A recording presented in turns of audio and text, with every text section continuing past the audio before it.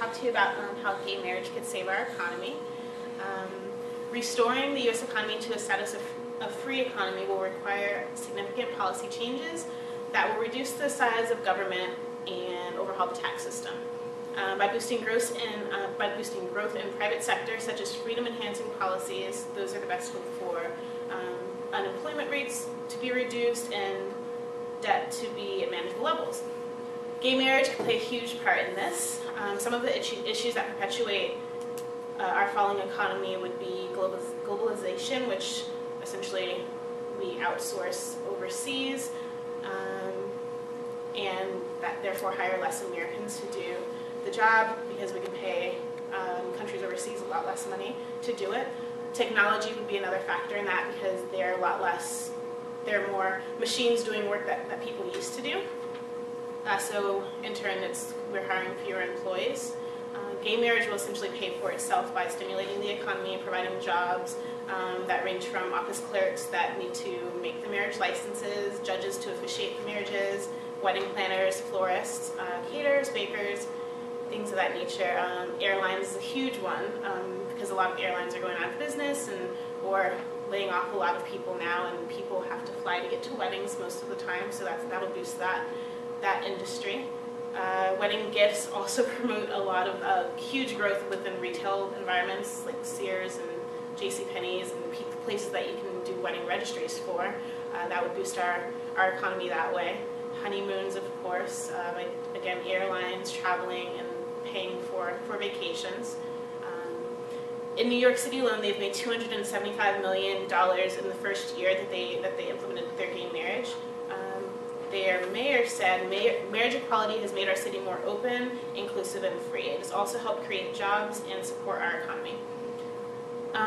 There's about 650,000 same-sex couples, and only 50,000 of those have become married, which leaves a whole lot of room for other couples that could potentially walk down the aisle and help our economy. There are tons of industries that are affected by marriage, and there's a ton of people making a lot of money off of this. So if we open it to a much wider array of people, then it could definitely help us. Some of the things that we lose money on now that gay marriage could help if it were approved in most of the country would be being able to receive Social Security and pension benefits from their partners. So same-sex couples right now can't necessarily do that because of the legality of not being married. Having health care benefits from their partners, which if they were able to do that, more people would have access to health care, more doctors would be needed, nurses, and facilities. You'd pay higher taxes when gifting to each other. So right now, gay couples have to gift to each other, as opposed to if you were married, it automatically becomes both of yours, like a car or something like that, if you were doing that.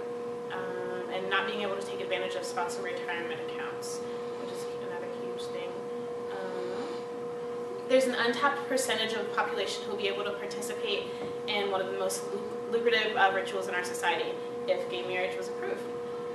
Many people would be covered for health insurance, more people that need it can get it, and it generates, again, a need for medical assistance and doctors. Tax savings promote saving and then reinvestment back into the economy, so the more money married couples save together, the more money they spend back in the economy. Real estate, cars, things of that nature.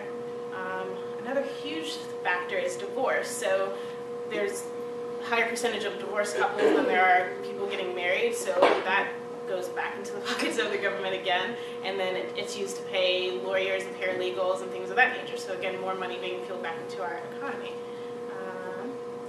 In conclusion, I think this is the entire picture. If the same-sex marriage were to be granted nationwide, marriages would generate a net $1 billion each year for the government over the next 10 years.